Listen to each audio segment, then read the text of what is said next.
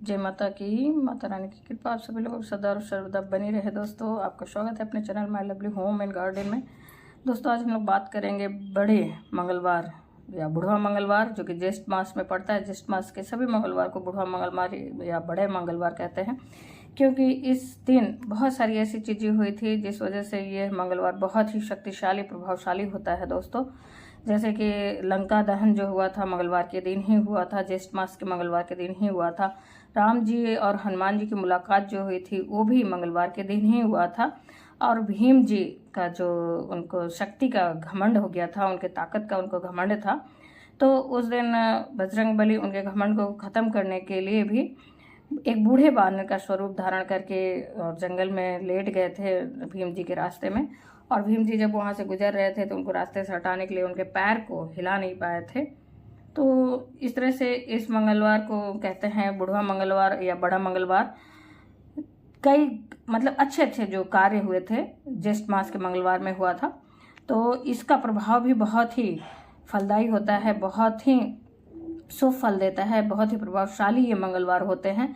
तो कई उपाय इस जो ज्येष्ठ मास के मंगलवार होते हैं इन मंगलवारों में किया जाता है। दोस्तों, जैसे पिछली वीडियो में मैंने बताया था कुछ उपाय, लेकिन कुछ और भी चीज़ें हैं, जैसे कि आप आज के दिन खास करके बजरंगबली का विशेष रूप से पूजा अर्चन करें, जिससे कि आपको बहुत सारी जो दिक्कत परेशानी ज़िंदगी में चली आ रही है, लगातार बहुत दिन से कर्ज से मुक्ति नहीं मिल रहा है, लगातार किसी भी जैसे शारीरिक रोग संबंधित दिक्कत चला आ रहा है ज़िंदगी में, आपकी ज़िंदगी में खुशियाँ नहीं रह गई हैं, या फिर संपत्ति संबंधित आर्थिक तंगी बहुत चल रही है, या फिर आपके बच्चे के मतलब कैरियर संबंधित दिक्कत चल रही है, विवाह संबंधित दिक्कत चल रही है, किसी भी तरह का दिक्कत जो ज़िंदगी में चल रहा है, उन सब से छुटकारा के लिए आज खास करके कुछ उपायों को आप कर सकते हैं।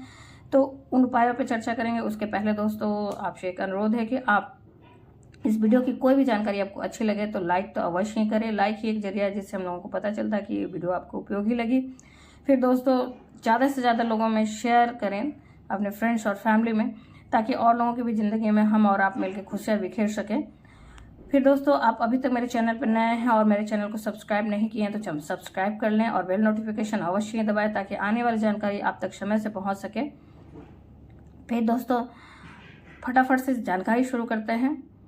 आज के दिन खास करके भगवान जी की, हनुमान जी की, बजरंगबली की विशेष पूजन अर्चन करें। जो प्रतिदिन का पूजा करते हैं वो तो करेंगे ही करेंगे, साथ में आज खास कुछ उपायों को भी करेंगे हम लोग।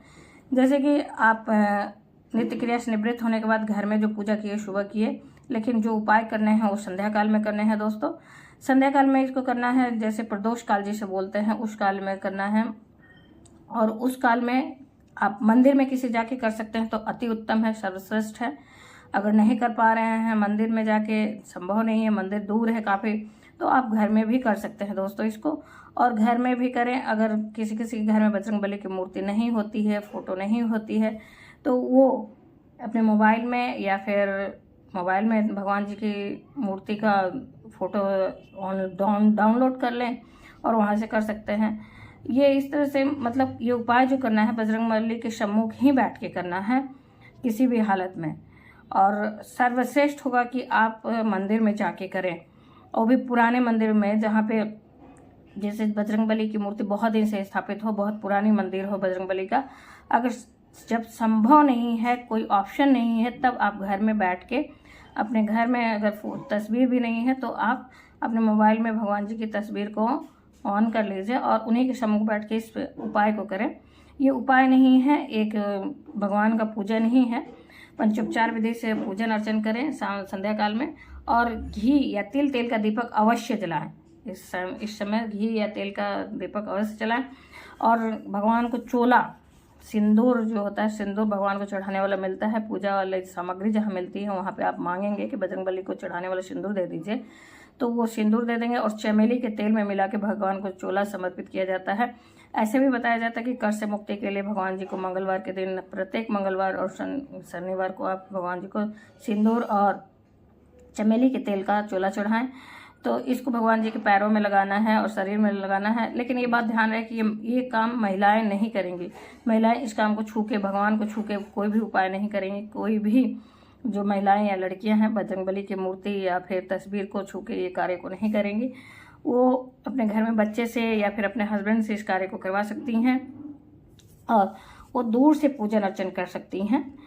और आज के दिन चालीसा का पाठ करें 11 बार, अवश्य ही पाठ करें 11 बार। बहुत ज़्यादा समय नहीं लगेगा दोस्तों, लेकिन इस बात का ध्यान रहे कि चालीसा आपको याद है तो भी आप फटाफट से नहीं पढ़ेंगे, उसे किताब से विधिवत पढ़ेंगे, ध्यानपूर्वक पढ़ेंगे।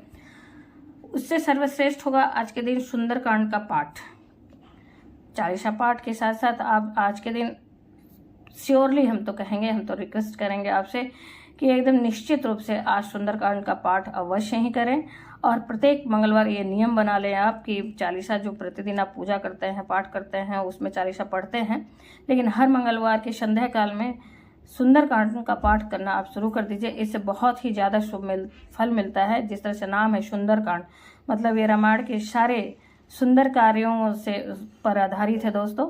तो उसी तरह से ये आपकी ज़िंदगी में भी सब कुछ अच्छा करने लगता है, सुंदर करने लगता है, आपकी ज़िंदगी खुशियों से भर जाती है। तो इसको अवश्य ही करें। आज अगर प्रति मंगलवार नहीं हो पा रहा है तो कम से कम ज्येष्ठ मास के जो बुढ़वा मंगलवार, बड़े मंगलवार हैं, उन मंगलवारों में करें। आज एक मंगलवार पड़ रहा है, एक और लास्ट मंगलवार पड़ेगा आपको, तो इन दोनों मंगलवार को आप अवश्य कर लें। फिर उसके बाद दोस्तों भगवान को आज गुड़ का भोग लगाएं। गुड़ से बनी चीज़ों का भोग लगा सकते हैं, नहीं संभव है तो ऐसे ही आप गुड़, सवा पाव या फिर जितना आपका सामर्थ्य है उतना, और उस भोग में तुलसी दल अवश्य डालें। भगवान को भी तुलसी बहुत प्रिय है, बजरंगबली को भी तुलसी बहुत प्रिय है, और बजरंगबली को आज के दिन तुलसी का माला अर्पित करें। साथ ही आप बजरंगबली को अगर पीपल का पत्ता मिल जाए, 11 पीपल का पत्ता या 21 पीपल का पत्ता, उस पर आप राम राम लिख के, सिंदूर से राम राम लिख के भगवान जी को माला अर्पित करें। रक्षासूत्र से बांध के अर्पित कर सकते हैं।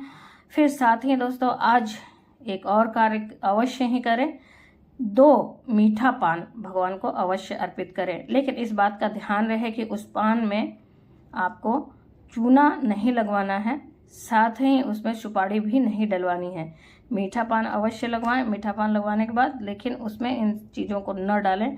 और इस एक जोड़े पान को, मतलब 2 पीस जो पान लगवाएंगे आप, पान के बीड़े को भगवान को अर्पित करें पूजन अर्चन के बाद।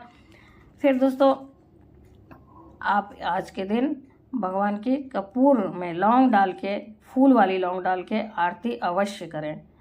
भगवान की ऐसे भी कही जाती है कि जब भी आरती करें तो उसमें लौंग डाल के आरती करें। तो इन सब कुछ छोटे छोटे कार्यों को करके आप भगवान का विशेष कृपा प्राप्त कर सकते हैं दोस्तों। और भगवान के विशेष आशीर्वाद को प्राप्त करके आप अपनी ज़िंदगी के सारे कष्टों को, सारे दुखों को समाप्त कर सकते हैं दोस्तों। जो कि आपके ज़िंदगी में कई तरह की बाधा चल रही है, कई तरह का दिक्कत चल रहा है, शारीरिक संबंधित हो सकता है, धन संबंधित हो सकता है, किसी भी तरह का आपके जीवन में जो बाधा चल रहा है उन सबों को समाप्त करने का ये बहुत ही अच्छा मौका है, बहुत ही शुभ मुहूर्त है, बहुत ही बढ़िया दिन है। तो ऐसे भी बजरंगबली की जो जयंती होती है वो तो विशेष होता ही है, लेकिन जयंती से भी ज़्यादा प्रिय भगवान को ज्येष्ठ मास के मंगलवार हैं। क्यों? क्योंकि उनके प्रिय जो हैं, उनके इष्ट श्री राम जी से मुलाकात उनकी हुई थी। और इसी ज्येष्ठ के मंगलवार के दिन ही श्री राम जी के कार्य को करने के लिए जब बजरंगबली लंका में गए थे, और लंका में जब घमंडवश रावण उनके पूंछ को जलाना चाहा और उस पर उसने कपड़े लपेट के तेल लगाकर उनको सोचा कि जो एक बानर का प्रिय वस्तु जो होता है, उनका पूंछ होता है, जला दें। लेकिन भगवान जी की कृपा से, श्री राम जी की कृपा से उल्टा ही हो गया। हनुमान जी तो उल्टा लंका को ही जला दिए। तो वो भी एक बहुत ही अच्छा कार्य किए थे उस दिन अपने इष्ट के लिए। तो इसलिए ये सब दिन जो हैं बजरंगबली को अति प्रिय हैं। ज्येष्ठ मास के जितने भी मंगलवार हैं बहुत ही मतलब उनको पसंद है कहा जाए, बहुत ही खास दिन होता है दोस्तों। तो इस बात का रखें ध्यान और इन उपायों को अवश्य ही करें। ये छोटे छोटे कुछ उपाय हैं, इन सबों में से जो बन पड़े उसे करें। लेकिन साथ में आपसे रिक्वेस्ट है कि आप सुंदरकांड का आज पाठ अवश्य करें और नेक्स्ट मंगलवार को भी अवश्य करें। बहुत ज़्यादा कुछ लगना नहीं है अलग से। अगर घर बाहर नहीं संभव है, मंदिर में नहीं संभव है दोस्तों, तो घर में अवश्य करें। और दीपक जलते रहे, इस बात का भी ध्यान रखें। जितना देर आपका पाठ चलेगा उतना देर धूप दीप आप अवश्य जला के रखें और भोग प्रसाद अवश्य लगाएं। और आपके घर में अगर विग्रह रूप में बजरंगबली हैं दोस्तों, तो आप अपने घर के किसी जेंट्स पर्सन से भगवान जी को आप आज अभिषेक अवश्य करें। गंगा जल मिश्रित जल से अभिषेक कराएं और साथ में पंचामृत अभिषेक कराएं। और साथ ही दोस्तों उस जल को, जो गंगा जल मिश्रित जल है, उस जल को अपने घर में, पूरे घर में छींटा करें। फिर पंचामृत का जो अभिषेक करेंगे उसे पंचामृत चरणामृत के तौर पे आप ग्रहण कर सकते हैं पूजा के बाद। साथ ही दोस्तों नहीं संभव है, अगर तस्वीर रूप में है, फोटो है, तो उसे शुद्ध जल से पोंछ दें कपड़े से और फिर उसके बाद पंचामृत का भोग लगाएं। साथ ही गुड़ से बनी वस्तुओं का भोग लगाएं या फिर सिर्फ और सिर्फ गुड़ का भोग लगाएं। अब भगवान के पंचामृत में और भगवान के भोग में तुलसी पत्ते अवश्य डालें। तुलसी के छोटे छोटे पत्ते, आप ज़्यादा नहीं संभव है तो एक एक पत्ते ही डालें, लेकिन बिना तुलसी पत्र के भी भगवान भोग ग्रहण नहीं करते हैं। क्यों? क्योंकि इनके प्रभु को भी इस तरह से बिना तुलसी दल के भोग स्वीकार नहीं होता है। उसी प्रकार से बजरंगबली को भी बिना तुलसी पत्र के भोग स्वीकार नहीं होता है। दोस्तों रखिए इन कुछ खास बातों का ध्यान। फिर उसके बाद एक और बात कहना चाहूँगी दोस्तों आप सभी लोगों से कि पूजा के बाद जब भी पूजा समाप्त होती है तो, लेकिन उसके पहले एक और बात कहना चाहूँगी मैं कि पूजा समाप्त करने के पहले इस बात का ध्यान रखें कि जिस देवता या देवी का आप पूजा कर रहे हैं उनके पसंदीदा रंगों को ही पहने और उनके पसंदीदा रंग को पहन के ही पूजा करें। जैसे बजरंगबली को लाल रंग बहुत पसंद है, तो आज लाल कपड़े पहन के, लाल वस्त्र पहन के पूजा करें और आसन भी लाल ही बिछाएं। आप अपने बैठने के आसन को लाल बिछाएं। भगवान को वस्त्र आज पहनाएं तो वो भी लाल पहनाएं। और भगवान का प्रिय वस्त्र होता है लंगोट, आज भगवान को लंगोट अर्पित कर सकते हैं आप मंदिर में।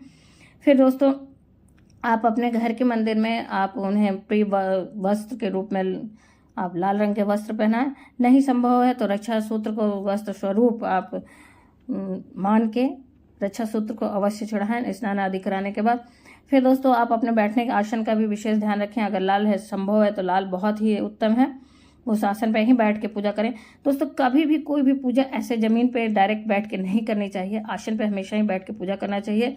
और जब पूजा समाप्त हो जाए, पूजा के बीच में उस आसन से नहीं हटना चाहिए। पूजा समाप्त हो जाए तभी उस आसन से हटना चाहिए। और उसके पहले, हटने के पहले भी एक बात का ध्यान रखना चाहिए कि उसके नीचे आप जल के छींटे डालें। आसन के नीचे जल के 2 बूंद डाल के आप उसे 2 बार प्रणाम करें, 2 बार अपने माथे से लगाएं, तभी हटें। वरना हमारे शास्त्रों के अनुसार अगर हम जो भी पुण्य करते हैं, जो भी मतलब पूजा पाठ किए, उसका सारा पुण्य अगर हम बिना आसन पे जल डाले उड़ जाते हैं तो उसका सारा पुण्य जो होता है इंद्रदेव ले लेते हैं।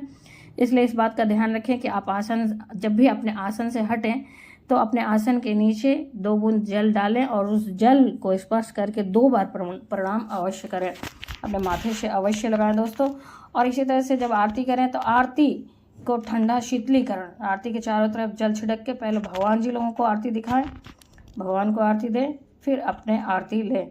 तो इन बातों का ध्यान रख के आप विशेष लाभ प्राप्त कर सकते हैं दोस्तों। आशा करते हैं इस वीडियो की जानकारी आपको अच्छी लगी होगी दोस्तों। अगर जानकारी अच्छी लगी तो आप लाइक तो अवश्य ही करिए। लाइक ही एक ऐसा जरिया है जिससे हम लोगों को पता चलता है कि आपको वीडियो उपयोगी लगी दोस्तों।